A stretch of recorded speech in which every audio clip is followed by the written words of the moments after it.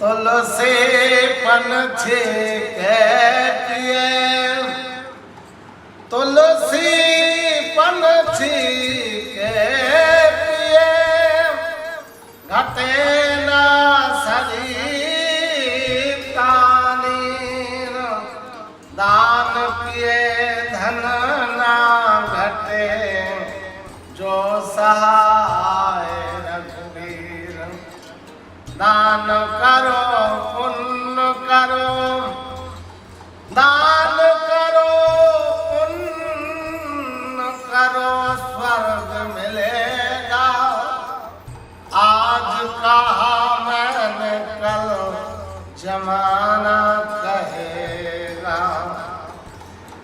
दान पुण्य करना वालों को बहुत अति आवश्यक है।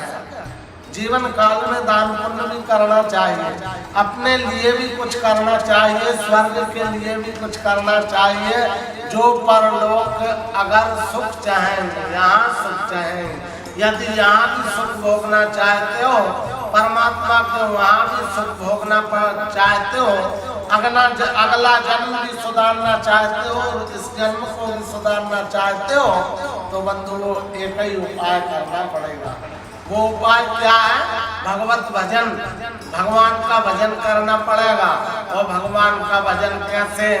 बोले निर्मल मन जन सो मोहि पावा, मोह कपट छल छेत्र न भावा। निर्मल मन जन सो मोहि पावा। परमात्मा को निर्मल स्वभाव का व्यक्ति सुहाता है। पहले तो मन निर्मल होना चाहिए, वही जन परमात्मा को भी अच्छा लगता है और हम आपको सबको अच्छा लगता है। यदि भगवान में बोले कपट गांठ मन में नहीं, सब सन सरल स्वभाव, तुलसी से जीव की लगत किनारे नाम। जिसके हृदय में कपट नहीं है, छल कपट मोह कपट छल छिद्र न भावा। निर्मल मन होना चाहिए, निर्मल स्वभाव होना चाहिए। सुख भोगने के यही जीवन के एक लक्ष्य है।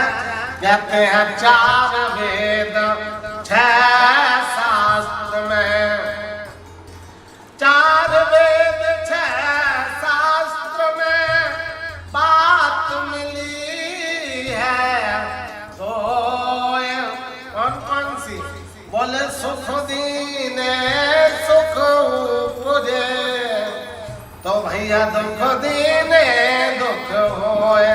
जीवन काल में यदि तुम किसी का भला चाहोगे तो आपका भी भला अवश्य होगा, और यदि किसी का भला नहीं चाहोगे तो स्वयं का भला कैसे होगा बंधुओं। इसलिए कर्म अच्छा करना चाहिए, सबकी भलाई के बारे में सोचना चाहिए। यदि इस जीवन से हमने किसी का अच्छा नहीं किया तो जीवन में कुछ नहीं किया। अहंकार नहीं करना चाहिए। अहंकार अति दुखद डमरुआ। गोसाई तुलसीदास जी लिख रहे हैं कि अहंकार क्या है?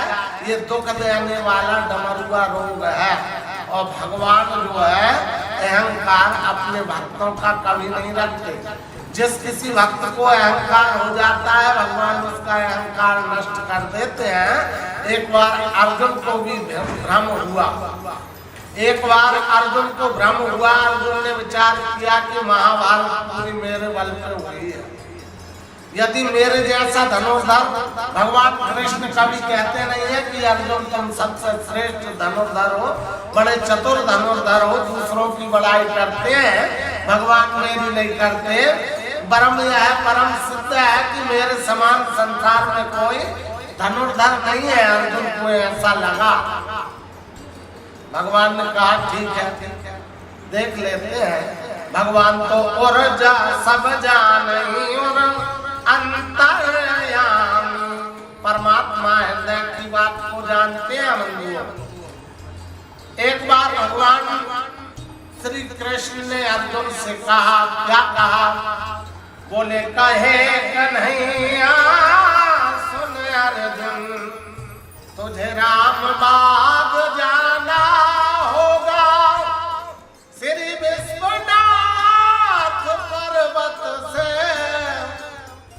कुछ फूल तुम्हें लाना होगा।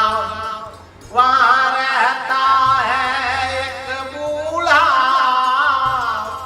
बानर, जो है राम बाग का रखवाला। भारी उत्पात मचाएगा, यदि पड़ जाए उसके पाला।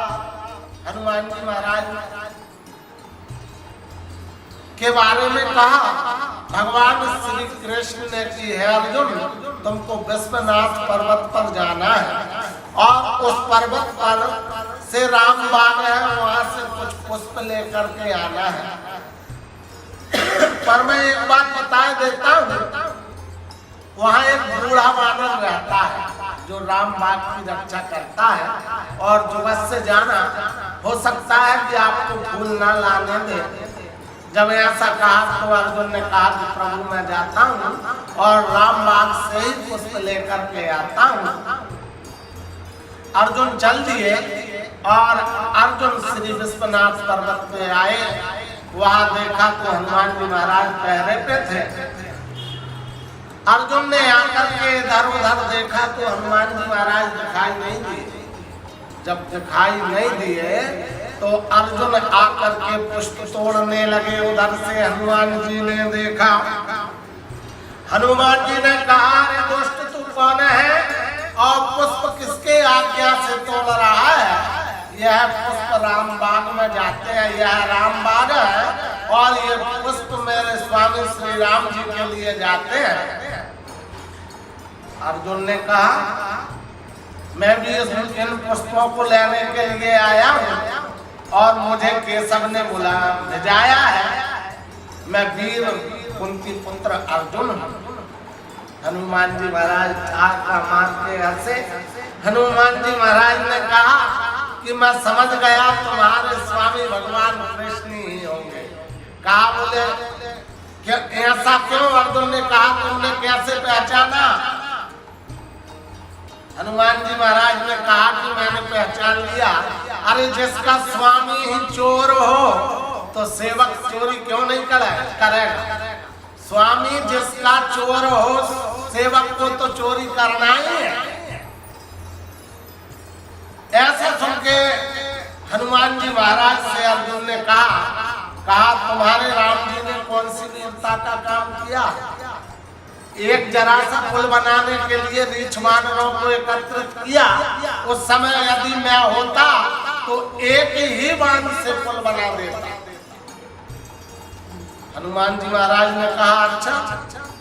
बोले हाँ, यदि मैं होता तो एक ही बाण से पुल बना देता और सारी सेना सहित श्री राघवेंद्र सरकार को इस पार से उस पार उतार देता।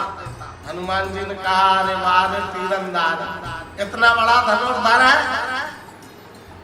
कहा बोले हाँ। तो हनुमान जी महाराज ने क्या कहा बंधु?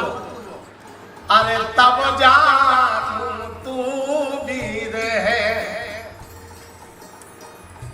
तब जानू तू वीर है, कर दे मुझको पार, यदि किया जो पार मुझे तो देह चिता लूंजार।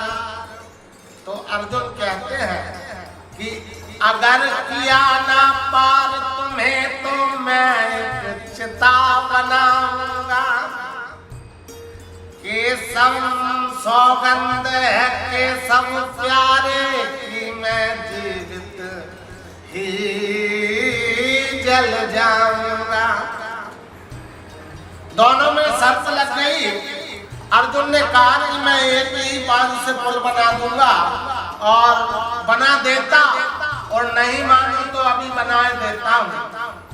हनुमान जी महाराज ने कहा कि ठीक है, मैं जब जानू तब जानू तू वीर है, कर दे मुझको पार। यानी पूरे सेना की बात करता है, यदि वीर है तो पुल बना करके मुझे अकेले को ही पार कर दे। यदि तूने मुझे पार कर दिया तो हनुमान जी ने कहा कि मैं भी चिता बना करके सौगंध है के सब प्यारे की मैं जीवित ही जल जाऊंगा। इसी प्रकार हनुमान जी ने कहा कि यदि तूने मुझे पार कर दिया और मैं पुल के उस पार हो गया और तेरा पुल नहीं टूटा तो मैं भी अपने शरीर को खत्म कर दूंगा। दोनों में शर्त लग जाती है। अर्जुन बाण चलाते हैं, पुल बनाते हैं बंधुओं, और जैसे कि पुल बना के तैयार किया, हनुमान जी महाराज से कहा, तो हनुमान जी महाराज ने कहा कि अरे धनुर्धर अपने पुल को फिर से मजबूत कर ले, अभी मौका है, फिर शायद दोबारा मौका नहीं मिलेगा। अर्जुन ने कहा मैंने कर लिया। हनुमान जी महाराज ने रोम रोम पर्वत लटकाए गदा धर लिया कांधे। हनुमान जी महाराज ने जब रूप भयंकर धार के बैठे अर्जुन लाल, जब हनुमान जी महाराज ने अपना रूप बढ़ाया और बढ़ा करके जैसे के एक चरण उस पुल के ऊपर रखा, त्यों ही पुल बंधुओं जर्जर बोलने लगा। और जैसे कि हनुमान जी महाराज ने जरा सा पैर का वजन रखा तो भगवान स्वयं ने कच्छप रूप लेकर के वो पुल के नीचे लग गए। भगवान कृष्ण जैसे कि वजन रखा तो खून की नदी जैसे बहने लगी। उस नदी को देख करके हनुमान जी महाराज ने पैर हटा लिया। वहां अर्जुन ने देखा तो अर्जुन को भगवान कृष्ण दिखाई देते हैं और हनुमान को श्री राम। भगवान ने आकर के कहा कि भक्तों तुम दोनों श्रेष्ठ हो, ना कोई किसी से कम नहीं है। हर कहता है कि यदि किसी को जिसको अहम हो गया उसका अहम किसी का रहता नहीं है। इसलिए श्रोता बंधुओं अहंकार को त्यागिए, भगवान का भजन कीजिए। एक बात बता देता हूँ, चाहे रामचरितमानस हो, चाहे श्रीमद् भागवत पुराण हो या कोई सावी ग्रंथ हो, सब कर फल रघुपति पद प्रेमा। सबका फल है भगवान के प्रति चरणों में प्रेम। इसी प्रकार मेरी कथाओं को श्रवण करें, अपने जीवन को सुख में बनाएं। वाणी को विराम। जय श्री सीताराम।